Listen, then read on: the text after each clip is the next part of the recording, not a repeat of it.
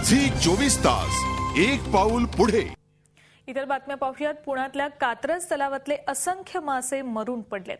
तलावात जलपर्णी वाढल्यानं या माशांचा मृत्यू झालाय। प्रशासकीय अनास्थेमुळे या तलावाची दुरवस्था झाली। तलावाच्या दुरवस्थेचा आढावा घेतलाय आमचे प्रतिनिधी अरुण मेहत्रे यांनी।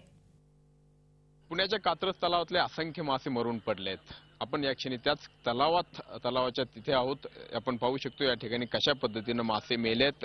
मोठमोठे मासे आपल्याला या ठिकाणी मेल्याचं लक्षात येतंय। थोडके नव्हे तर असंख्य म्हणजे शेकडोंच्या संख्येने किंबहुना हजारोंच्या संख्येने मासे या तलावात मरून पडलेत।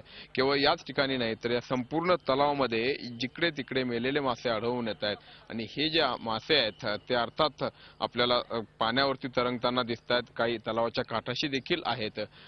खरं तर हा तलाव याला म्हणायचं की नाही हाच या ठिकाणी प्रश्न उभा राहतो। कारण या तलावामध्ये सगळ्या परिसरात ही जलपर्णी वाढलेली आहे आणि या जलपर्णीमुळे हे मासे मेल्याचं या ठिकाणी सांगण्यात येतंय। एकूणच ही तलावाची दुरावस्था आहे।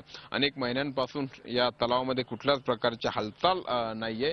आधी या ठिकाणी बोटिंग व्हायचं, मात्र काही महिन्यांपूर्वी एक अपघात झाला होता आणि त्या अपघातानंतर इथलं बोटिंग पूर्णपणे थांबवण्यात आलं, इथली मासेमारी देखील थांबवण्यात आली आणि त्यानंतर या तलावाकडे सगळं संपूर्णपणे दुर्लक्ष झालं आणि त्यातून ही जलपर्णी वाढीला लागली।